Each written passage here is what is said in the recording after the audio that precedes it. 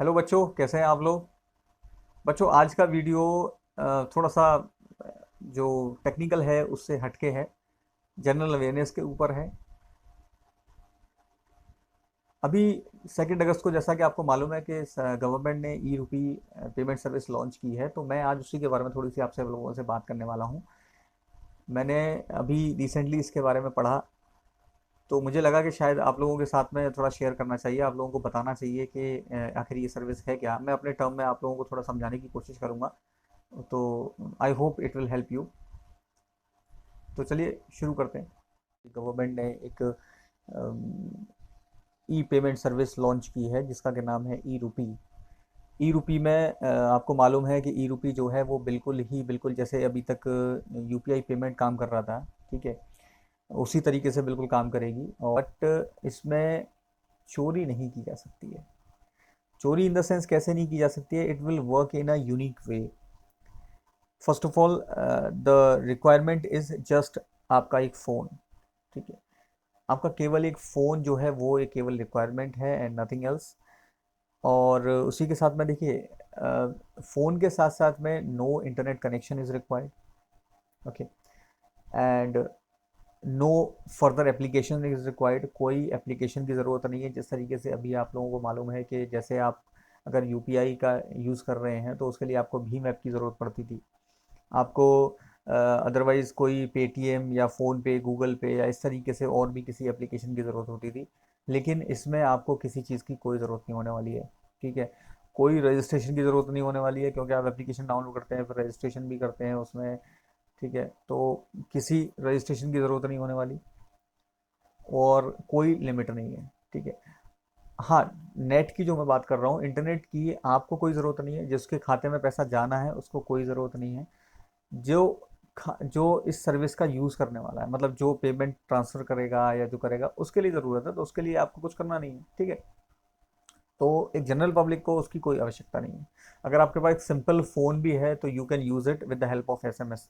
SMS की सहायता से आप उसका यूज़ कर सकते हैं, ठीक है। इसकी जो ये जो कंट्रोलिंग बॉडी है इसकी, that is NPCI, national payment corporation of India, जो कि सारे पेमेंट वगैरह जितने भी होते हैं ये सारे एनपीसीआई के अंडर में ही होते हैं। ये सारी जो गवर्निंग बॉडी, एक तरीके से कंट्रोलिंग बॉडी जो है वो एनपीसीआई है, ओके। तो ये वही कंट्रोल करेगी।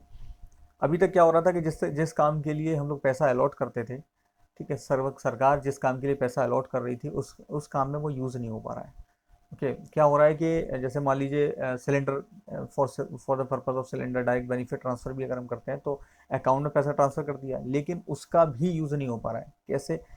अकाउंट में पैसा ट्रांसफ़र किया है किसी पर्टिकुलर पर्पज़ के लिए, और वो यूज़ हो रहा है किसी और काम में, ठीक है। फॉर एग्जांपल, पैसा दिया, किसान के खाते में पैसा ट्रांसफ़र किया, है ना, उसको किया है कि भाई आपको 5,000 रुपये की खाद खरीदनी है फॉर एग्जांपल।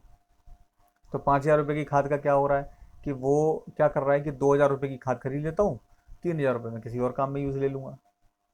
तो ये चीज़ें हो रही थी, तो मतलब जिस पर्टिकुलर पर्पस के लिए या जो जो मोटिव से गवर्नमेंट जो पैसा ट्रांसफ़र कर रही थी, तो it is not being served, वो सर्व नहीं हो रहा है।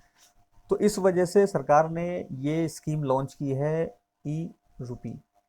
इसको बनाने का अभी जो काम है एनपीसीआई ने, मतलब जो गवर्नमेंट ने इसको बनाने का जो काम दिया है वो कुछ बैंक्स को दिया है, जैसे एसबीआई है या फिर इस तरीके की और भी बैंक्स हैं, तो उनको ये काम दिया गया है।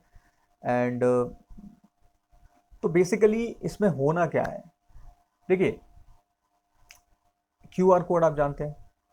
क्यूआर कोड जैसे स्कैन स्कैन करने के लिए क्यूआर कोड होता है, आपने देखा होगा पेमेंट सर्विस पे आप जाते हैं, जब भी पेमेंट करते हैं तो कभी कभी आपको क्यूआर का मतलब होता है क्विक रिस्पॉन्स, एकदम से रिस्पॉन्ड करता है वो। जैसे ही आपने स्कैन किया, आपको जितना पेमेंट करना है आप पेमेंट कर सकते हैं उसमें, ओके। तो ये उसी बेसिस पे काम करेगा। जिसके पास सिंपल मोबाइल फ़ोन होगा उसके पास भी एसएमएस कोड जाएगा, ठीक है, कोड जाएगा। वो कोड आप किसी पर्टिकुलर जहाँ से भी आप सर्विस लेना चाहते हैं तो उसको आप वहाँ कोड दीजिए, वो कोड देखेगा, कोड देख कर और आपका पेमेंट वहाँ से कर देगा, ठीक है। अब जो क्यूआर कोड है, अब इसका किस तरीके से यूज़ होने वाला है, स्पेसिफिक काम के लिए, है ना। जिस काम के लिए पैसा अलॉट हुआ है उसी काम में यूज़ आएगा। कैसे? जैसे कि मैंने बोला था कि अभी किसी फार्मर को खाद खरीदने के लिए 5,000 रुपये का कोड दिया। तो अभी क्या हो रहा था, मैं बता रहा था कि 2,000 रुपये कहीं यूज़ हो रहे हैं, 5,000 3,000 कहीं और यूज़ हो रहे हैं। इसमें क्या है कि अब जैसे उसने क्या किया, वो बार कोड अलॉट किया गया 5,000 रुपये का, कि आपको 5,000 रुपये का ये काम करना है पर्टिकुलर। ठीक है, तो वो 5 करोड़ रुपये का तो अलॉट कितना, तो वो एनपीसीआई को ऑर्डर दिया जाएगा, एनपीसीआई उसको बार कोड जनरेट करवाएगा। ठीक है, जनरेट कराने के लिए क्या होगा, कि जनरेट होगा कैसा, एक बार कोड तो आपके जो पर्टिकुलर किसान होगा उसको दिया जाएगा। 5,000 रुपये का एक कोड गया फार्मर के पास।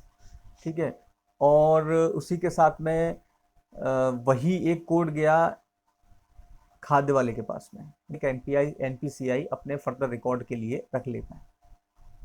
ओके, तो इस तरीके से काम करेगा ये।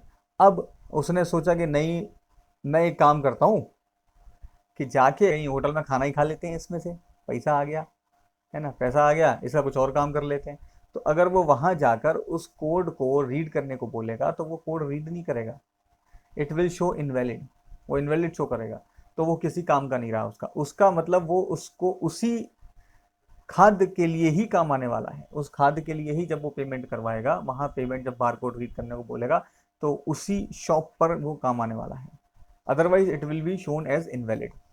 तो क्या हो गया, जिसका पैसा उसी के पास, और जिसको जो सर्विस चाहिए वो उसको सर्विस मिल रही है। अब इसमें आप चोरी नहीं कर सकते। हाँ, अगर इनकेस ऐसे होता है कि आप अगर अगर उसको यूज़ नहीं करते हैं तो उसका एक पर्टिकुलर टाइम पीरियड भी होगा, उस पर्टिकुलर टाइम पीरियड में अगर आपने यूज़ किया तो ठीक है, अदरवाइज वो वापस से उसी खाते में पहुंच जाएगा, मतलब सरकार के पास पहुंच गया फिर से।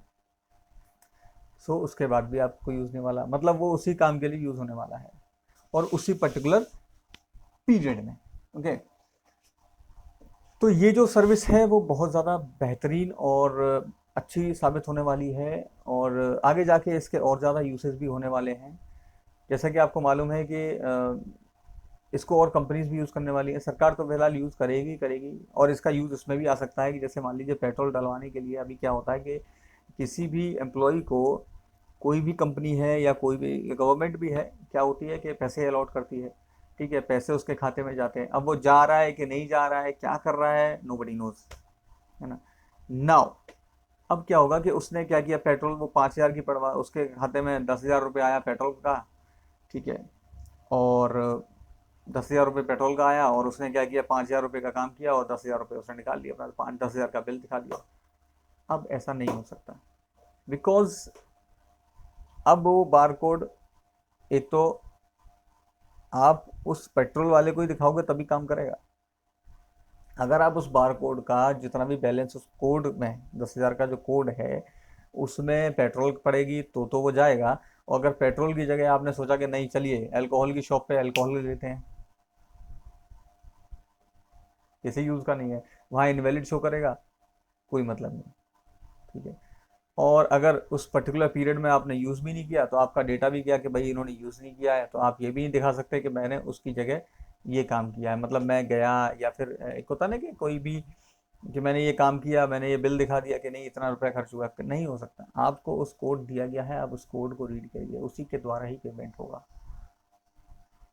तो ये एक मतलब काफ़ी हेल्पफुल होने वाला है, गवर्नमेंट के लिए काफ़ी हेल्पफुल होने वाला है, और गवर्नमेंट इन द सेंस हम लोगों के लिए, सभी के लिए हेल्पफुल होने वाला है।